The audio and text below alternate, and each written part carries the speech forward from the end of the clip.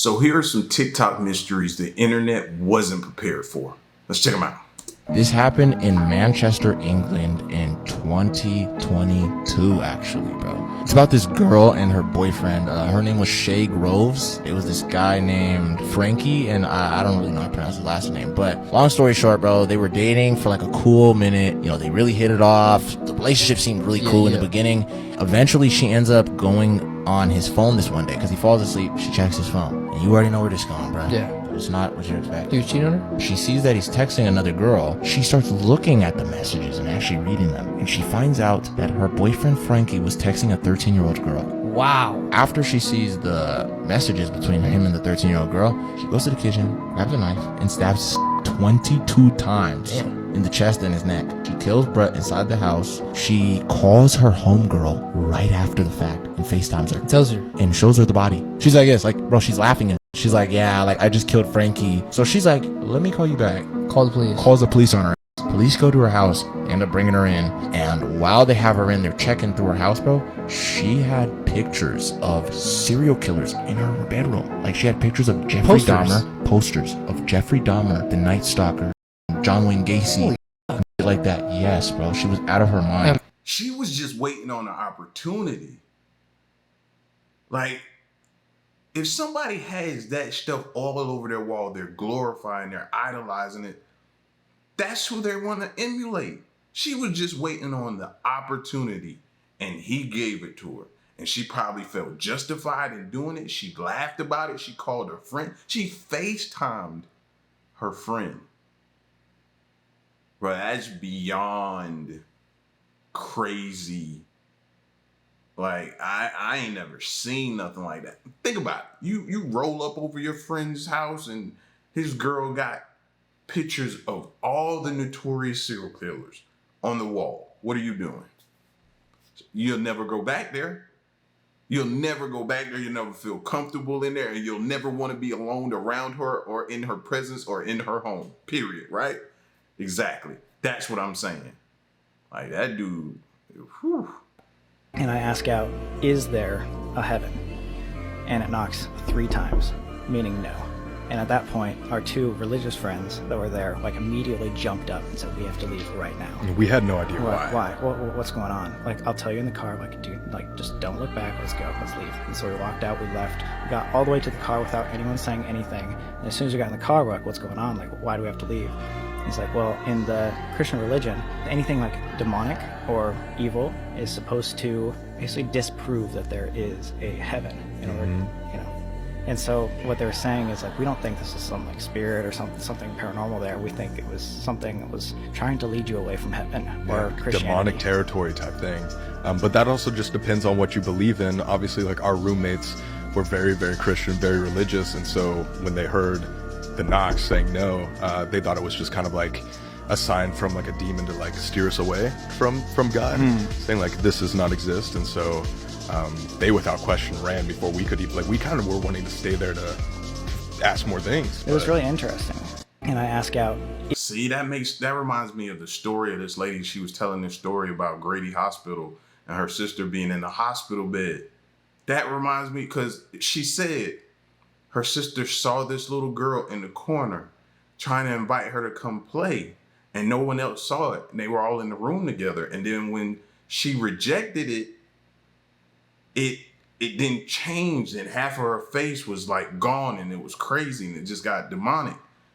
And it was like they were trying to steer her away. So when I hear this in the same in the same sentiment and story, I hear 3 knocks, and it's trying to lure you away. Fan, like, this is how this stuff goes down. This is, yeah, man. That hearing that type of stuff gives me chills. Gives me the chills. This, that's deep, and that's scary. Strange, bizarre, sometimes absolutely weird conspiracy theories. This is conspiracy number 8. Sometimes conspiracies are just amazing. Back in the 1940s during World War II, they had the Philadelphia experiment where they attempted to actually cloak a ship or make it disappear. The warship in question was the USS Eldridge. The Navy actually got a bunch of people involved, including Einstein and Tesla. By using electromagnetism, they were actually able to cloak a small ship. But Tesla gave up on the bigger ships because it didn't work too well. Then he handed over all his research to Newman. On August 12, 1943, John von Neumann actually did a test, and the whole ship turned green, and they say that the sailors actually went through time, came back, and they were all sick. They said that they scrapped the project after discovering a fourth and fifth dimension. Let me know what conspiracy you want next in the comments. I've heard this one in different forms of it. I've heard, fam, and it jars me every single time, because we know, whether or not you believe the conspiracy theory, you know they've been trying to work on something like that, and they have been for a long, long time. So to think that something didn't go wrong during one of those experiments is crazy to me. Something could have easily happened, and they all showed back up sick, and they scrapped the project, and you probably never heard about those guys and stuff like that. That seems real to me. That seems very easy to believe. Okay, tell me a story about something that you cannot explain. Yeah, so in the spring of 2017, my classmates and I, three of my classmates and I, we took a trip to Paris. Trip went fine. On the last day of the trip, all four of us piled into a car and headed to the airport. Now, somewhere in the airport, and I don't remember this completely, I just know at some point I wasn't near them. I think maybe I went off to find food or something. But at some point they were like texting me, Katie, where are you?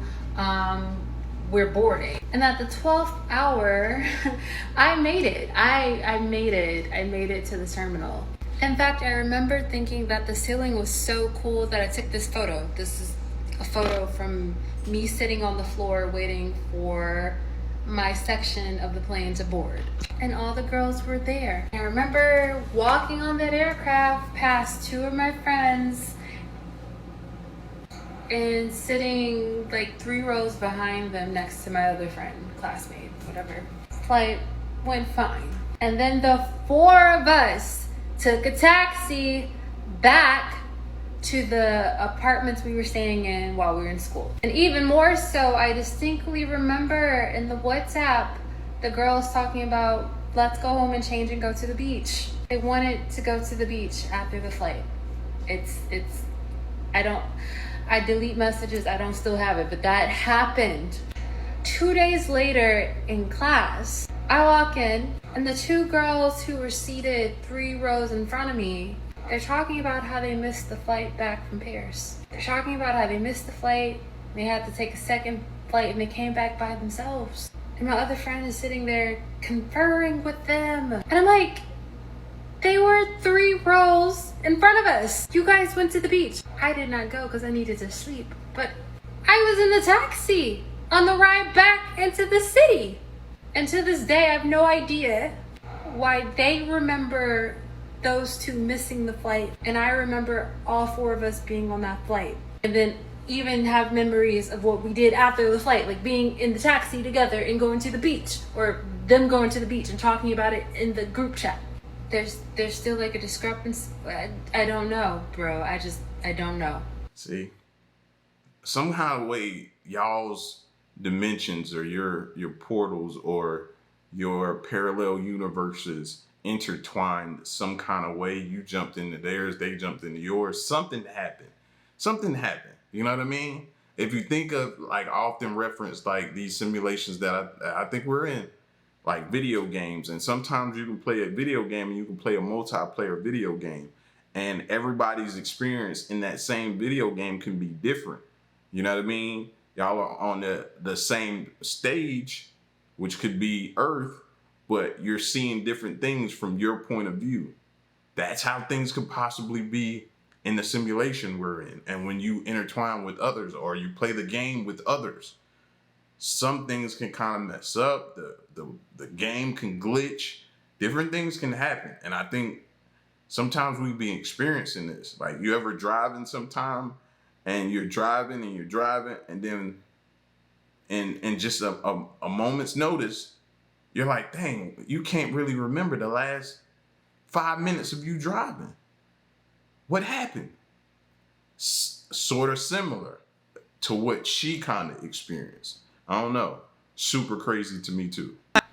Jimmy Hoffa was the former Teamsters president from 1958 to 1971. The Teamsters were primarily known as a labor union for drivers. In 1941, Hoffa and his Teamsters were in a turf battle with their rivals in Detroit. It was during this time that Hoffa would get involved with the mob. Hoffa hired the mob to get rid of the rivals in the city. It would end up working, but this meant that Hoffa was essentially owned by the mafia. In July 1976, it was discovered that the Teamsters' largest pension fund had been robbed of hundreds of millions of dollars. And only 2 weeks later, Hoffa would vanish. On July 30th, 1975, Hoffa was seen at a Detroit area restaurant. According to investigators, he was asked to meet two acquaintances at the restaurant at 2 p.m. However, they would never show up to the meeting, and when both were questioned by the FBI, they both insisted that no meeting was ever organized. To this day, Hoffa's case remains unsolved. Jimmy Hoffa. We gotta watch the movie, man. I gotta go back and watch the movie. I think it's The Irishman. It's might be another Hoffa. But yeah, man. Like that, the story of Jimmy Hoffa, bro, still mind blowing to this day that no one was ever caught or they didn't figure out anything that happened.